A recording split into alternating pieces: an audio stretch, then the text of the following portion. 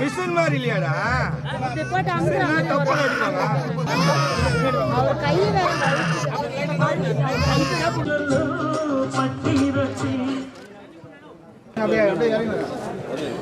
வெளியில இருந்து வந்திருக்கிற மாவட்ட செயலாளர்கள் தயவு செஞ்சு மேடைக்கு வரணும்.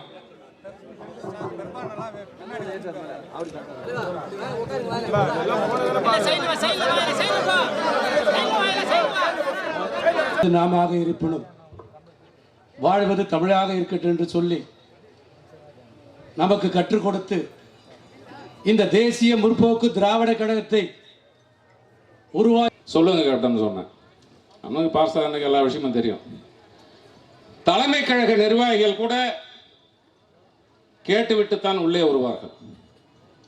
ஆனால் நீ என்னுடைய பிள்ளைகள் போன்று என்னுடைய குடும்ப உறுப்பினர்கள் போன்று எந்த நேரம் வேண்டுமானாலும் இந்த கதவை திறந்து கொண்டு உள்ளே வருவான். உனக்கு இது வேணுமா, தலைமை கழக பொறுப்பு வேணுமான்னு கேட்டார். நான் அப்பயும் விடலை. இல்லை பரவாயில்ல, நான் கேட்டே உள்ள வரையும் எனக்கு தலைமை கழகத்தில் பொறுப்பு போடுங்க.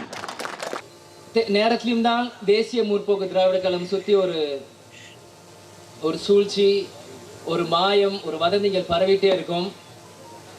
அந்த மாதிரி நேற்று அதிமுக பாஜக கூட்டணி சேரும்போது அது அவங்க 2 பேர் கட்சி முன்னாடி இருந்தாங்க, இல்லை அதுக்குள்ளே நம்ம போக வேணாம்.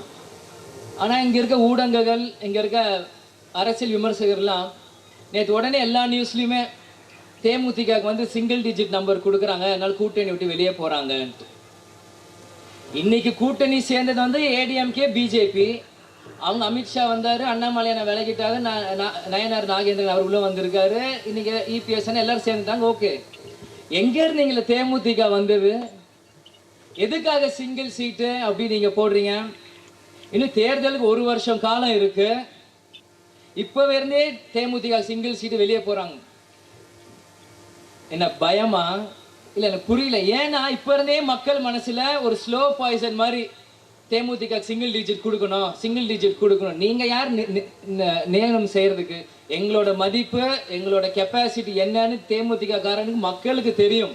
இனி 1 வருஷம் காலம் இருக்கு. அது சிங்கிள் டிஜிட்டா, டபுள் டிஜிட்டா, ட்ரிபிள் டிஜிட்டான்ட்டு எந்த கூட்டணி போகிறோமோ அந்த 2 தலைவர்கள் முடிவு பண்ணுவாங்க. ஊடகங்களுக்கு என்ன அவசரம்? இனி எல்லா கட்சியிலையும் அடுத்த கட்ட தலைவர்கள் வராங்க. இன்னைக்கு நடிகர்கள் அரசியலுக்குள்ள வராங்க. இதை பார்த்து பயந்து ஓடுற கூட்டம் தேமுதிக இல்லை. ஏன்னா எதிர்நீச்சல் போட்டே வளர்ந்த கட்சி தேமுதிக.